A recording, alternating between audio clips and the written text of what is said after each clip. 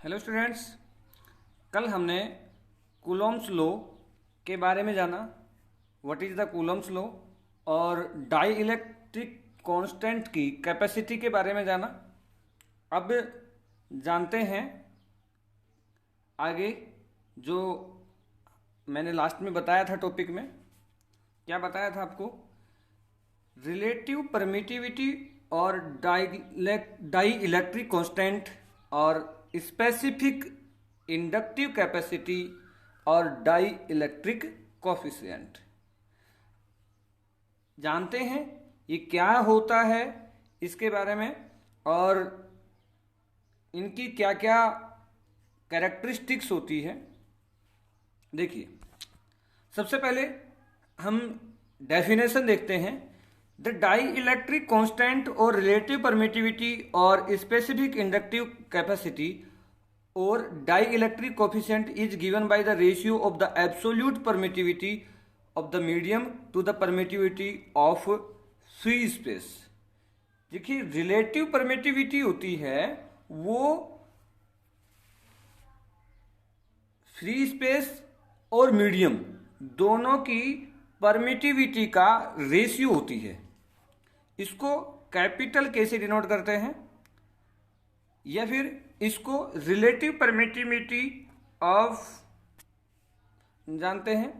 तो देखिए, जो रिलेटिव परमिटिविटी होती है वो एप्सिलॉन अपॉन एप्सिलॉन नोट क्या होती है? Epsilon upon epsilon note. आपने लास्ट वीडियो में देख लिया है एप्सिलॉन क्या है और एप्सिलॉन नोट या फिर एप्सिलॉन जीरो क्या चीज होती है। Epsilon permittivity of medium and the epsilon note is the permittivity of the free space, ये होती है। अब जानते हैं आगे द डाई इलेक्ट्रिक कांस्टेंट और रिलेटिव परमिटिविटी और स्पेसिफिक इंडक्टिव कैपेसिटी और डाई इलेक्ट्रिक कोफिशिएंट। देखो, इसको तीन नामों से जान सकते हैं स्पेशली। कौन कौन से? द डाई इलेक्ट्रिक कांस्टेंट ये भी बोल सकते हैं, रिलेटिव परमिटिविटी ये भी बोल सकते हैं, स्पेसिफिक इंडक्टिव कैपेसिटी ये भी बोल सकते हैं, और फोर्थ डाई इलेक्ट्रिक कोफिशिएंट इसके नाम से भी जान सकते हैं। Also be defined as the ratio of the electrostatic force between two charges separated by a certain distance in vacuum to the electrostatic force between the same charges separated by the same distance in the medium। Dielectric constant जो होता है capital के और epsilon R, ये जो उनके बीच में इंटररिलेटिव force लगेगा टू चार्जेज के बीच में, जैसा कि कल हमने देखा था इनकी let there are charges Q1 and Q2 situated at the r distance between them. तो जो इनके बीच में जो फोर्स लगेगा उसका भी रेशियो के इक्वल होता है डाई इलेक्ट्रिक कांस्टेंट। ओके, अब चलते हैं आगे। Continuous charge distribution.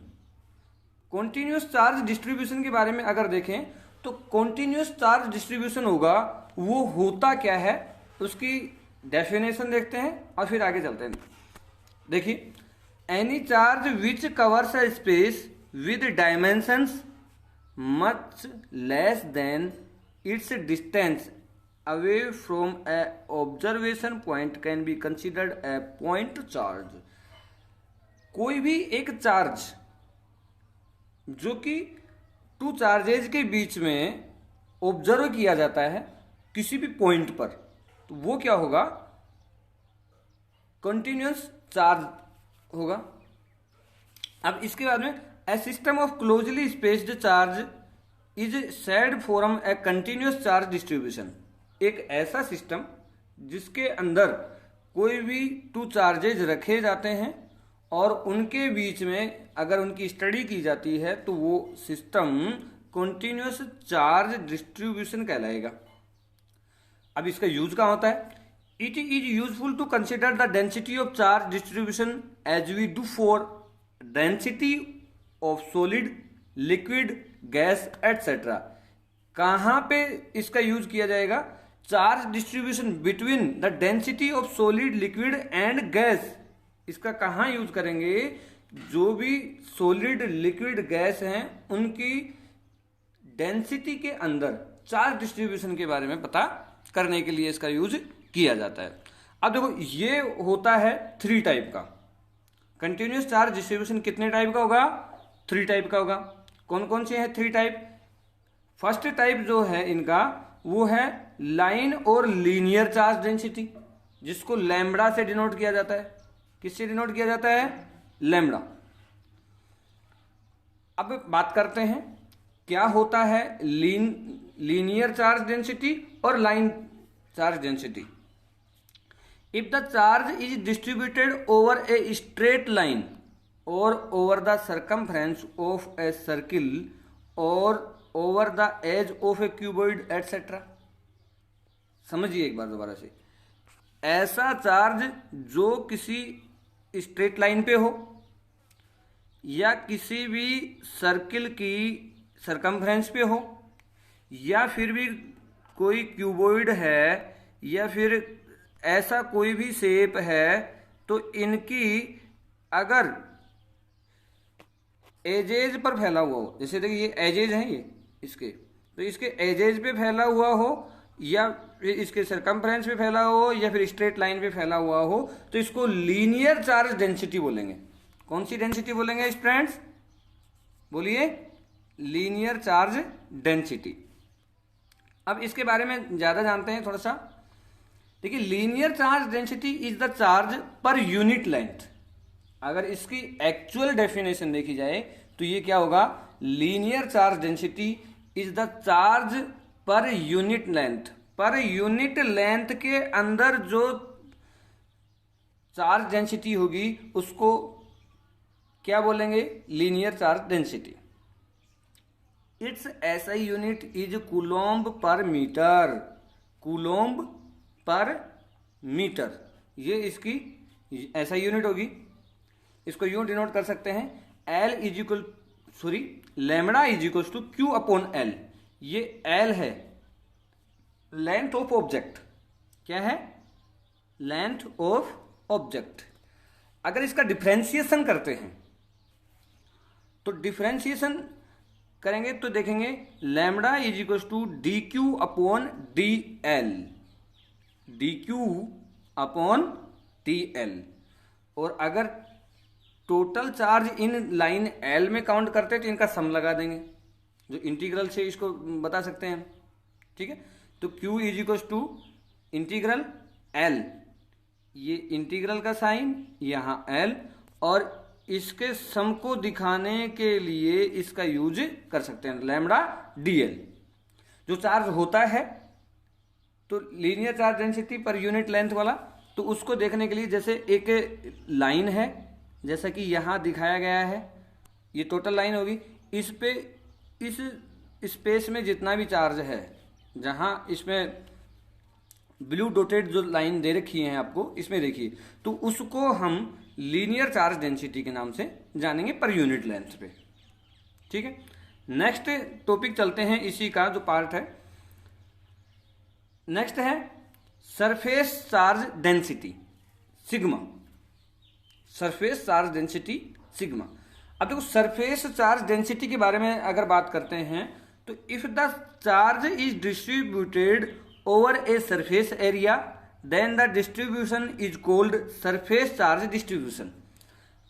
अगर कोई भी डिस्ट्रीब्यूशन किसी भी प्लेन एरिया पे है, किस पे है? सरफेस एरिया की बात करते हैं या प्लेन एरिया की अगर मैं बात करते हैं तो उसको सरफेस चार्ज डेंसिटी बोलेंगे। अब सरफेस चार्ज डेंसिटी होती क्या है? Surface charge density is the charge per unit area. Per unit area के ऊपर जो भी चार्ज होगा वो surface charge per unit area बोले जाएगा। इसकी जो ऐसा यूनिट है coulomb per metre square. Coulomb charge की यूनिट तो कूलोम्ब है, और यहाँ सरफेस एरिया की यूनिट क्या है? Metre square. तो इसका सरफेस चार्ज डेंसिटी जो सिग्मा होगी उसकी unit coulomb per metre square होगी, और सिग्मा इज इक्वल्स टू क्या होगा, sigma is equals to q upon s के इक्वल होगा। किसके इक्वल होगा स्टूडेंट्स, क्यू अपॉन एस के इक्वल होगा। और अगर इसका डिफरेंशिएशन फॉर्म में राइट करते हैं या फिर पर यूनिट एरिया पे निकालने की बात करते हैं तो D q upon D S, क्या फॉर्म राइट करेंगे हम, D q upon D S form right कर देंगे। देखिए जैसे ये एक टोटल एरिया है हमारे पास, ठीक है, और इसके यूनिट एरिया जो इसके ब्लू डॉटेड लाइन है, इन पे ध्यान दीजिए आप, ब्लू डॉटेड लाइन है, इन पे देखते हैं D q upon D S. तो इस पे जो फैला हुआ है चार्ज उसके बारे में हम बात करते हैं, जो पर यूनिट एरिया में फैला हुआ है, ठीक है। अगर total charge on surface S की बात करें, जो सरफेस एस है उस पर टोटल चार्ज होगा, तो वही बात इसका इंटीग्रल कर देंगे। तो Q is equal to integral s, ये इंटीग्रल का साइन और ये एस, तो sigma d s, sigma d s इससे डिनोट करेंगे। ठीक है स्टूडेंट्स, आई होप कि आपको समझ में आ रहा होगा। बोलिए भाई समझ में आ रहा है या नहीं आ रहा। अगर समझ में कम आ रहा है तो एक बार दोबारा से वीडियो को देखिए, पीछे करके आप देख सकते हैं, और फिर भी कोई प्रॉब्लम है तो कमेंट करके मुझे कमेंट सेक्शन में ज़रूर बताएं। नेक्स्ट टाइप जो हमारा है वह है वॉल्यूम चार्ज डेंसिटी। क्या है, वॉल्यूम चार्ज डेंसिटी। तो वॉल्यूम चार्ज डेंसिटी इसको रो से डिनोट करते हैं, जैसा कि इसके नेम से ही क्लियरिफाई हो रहा है। वॉल्यूम चार्ज डेंसिटी मतलब पर वॉल्यूम चार्ज में कितना चार्ज है पर वॉल्यूम में, वही वॉल्यूम चार्ज डिस्ट्रीब्यूशन होगा। तो if the charge is distributed over a volume then the distribution is called volume charge distribution. Volume charge distribution क्या होगा, जैसे पहले ही देख लिया हमने, पर यूनिट वॉल्यूम में जो चार्ज है। Volume charge density is the charge per unit volume, per unit volume में जो चार्ज है, जैसा कि हम पहले ही बता कर चुके हैं और हम बात कर चुके हैं इसके बारे में। Its SI unit is coulomb per metre cube. इसकी एसआई यूनिट क्या है, कूलोम्ब पर मीटर क्यूब। तो rho is equal to q upon t. ये 11th क्लास में आपने टॉर्क का साइन देखा होगा, टॉर्क वाला साइन है ये, जो टी से नीचे डिनोट कर रहे हैं। और जैसे यहाँ पर यूनिट वॉल्यूम में इसको डिनोट किया गया है, इस फिगर में आप देख सकते हैं।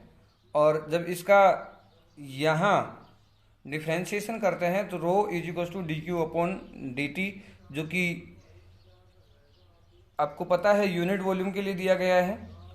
Charge on volume T, total charge. अगर टोटल चार्ज की बात करते हैं तो हमने जो पिछले 2 टाइप्स में किया है वही हम लोग कर रहे हैं। तो Q इज इक्वल टू, ये किसका साइन है अभी बताया था, बताइए भाई। ये साइन इंटीग्रल का है ना, और ये सम को डिनोट कर रहा है यहाँ, तो rho d t. Q is equal to किससे डिनोट करेंगे, rho d t. Students, chapter number 1 के कुछ एक टॉपिक मैंने कवर करने की कोशिश की है। अब जो नेक्स्ट वीडियो में डालूंगा उसमें मैं ये आपको इलेक्ट्रोस्टैटिक्स के 2nd चैप्टर इलेक्ट्रिक फील्ड और इसके यूनिट नहीं करवा करके मैं इसमें आपको RBSE बुक के कुछ एक जो क्वेश्चन दे रखे हैं वो क्वेश्चन में सोल्व करवाने वाला हूँ। तुम्हें जो भी क्वेश्चन दे रखे हैं वो क्वेश्चन में सोल्व करवाऊंगा, जो कि एग्जाम्पल्स हैं, कुछ एक पीछे बुक के दे रखे हैं, एक्सरसाइज के दे रखे हैं। वो आपको न्यूमेरिकल क्वेश्चन और 1 लाइनर क्वेश्चन के बारे में थोड़ा सा जानेंगे हम लोग कि किस टाइप के क्वेश्चन बनते हैं इस चैप्टर में और उनको किस तरीके से हम लोग सोल्व करेंगे। तो नेक्स्ट वीडियो में देखते हैं न्यूमेरिकल बेस्ड क्वेश्चन। ठीक है स्टूडेंट्स, आशा करता हूँ कि आपको कुछ अच्छा समझ में आया होगा इस वीडियो के द्वारा, और पिछले जो वीडियो मैंने बनाए हैं, डाले हैं आप लोगों के लिए। और अगर आपको कुछ प्रॉब्लम है कहीं पे कुछ डाउट्स हैं तो वो वीडियो के कमेंट सेक्शन में जाकर आप मुझे कमेंट कर सकते हैं। वहाँ से मैं कोशिश रहेगी मेरी कि आपके कमेंट्स का मैं जवाब दूं। Okay students, thank you for watching the video.